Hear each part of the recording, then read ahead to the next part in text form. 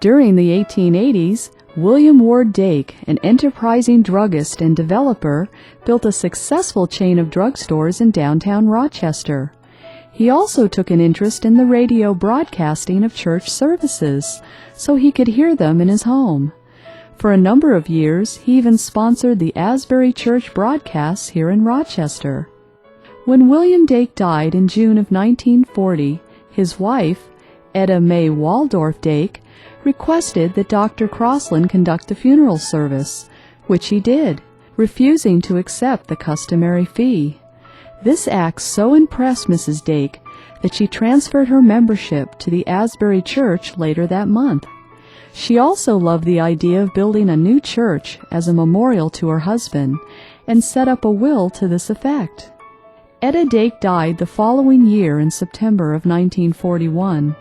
Her will included a number of small bequests and a trust fund for her sister, but the final bequest stated, "All the rest, residue and remainder of my property, wherever situated, I give, devise, and bequeath to the Asbury First Methodist Church in Rochester, New York, to be used in its building fund for the erection of or payment of a new church."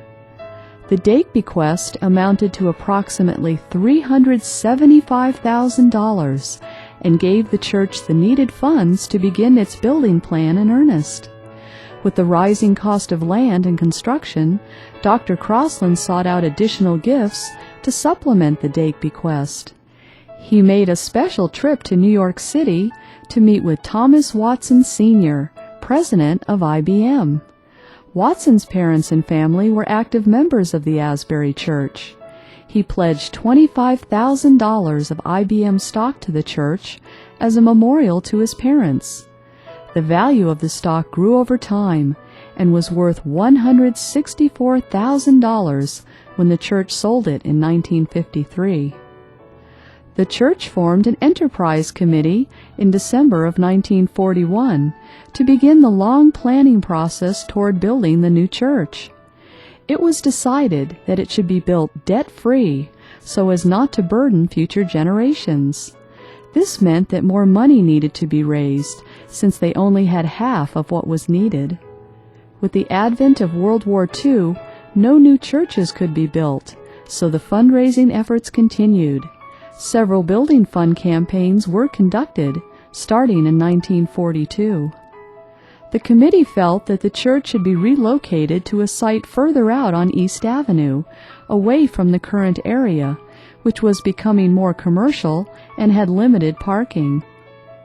In 1943, the church was able to purchase 2 properties on East Avenue that were becoming a tax burden to their owners. The property at 1040 East Avenue belonged to Arthur and Frederick Yates, owners of railroad and coal companies in western New York. This mansion was bought for about $16,000 and demolished in 1944. The house at 1010 East Avenue was owned by Ruth L. Fitch and was purchased for $18,000. This property was kept as a community house and still stands today for that purpose. Several years later, the church acquired the Sewell House at 1050 East Avenue, one of the great stone mansions of the Gilded Age.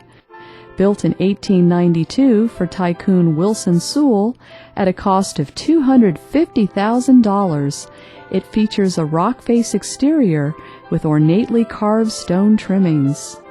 When Sewell died tragically in a carriage accident in 1894, his widow sold the house and furnishings to George Eastman, who lived there with his mother for the next 10 years.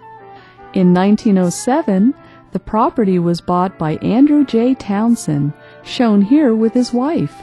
He worked at various times as secretary, treasurer, and acting president of Sibley's department store. They lived in the house for 17 years until his death in 1924. The last owner, a Mr. George Ballman, used it as a boarding house for young employees of the Eastman Kodak Company. On January 7, 1950, the city of Rochester took the property for taxes and sold it to Asbury First for just $7,000. Today, the restored mansion is used as the administrative office for the church and for special meetings. The richly paneled lobby features a grand oak staircase, elaborately carved in the Renaissance style.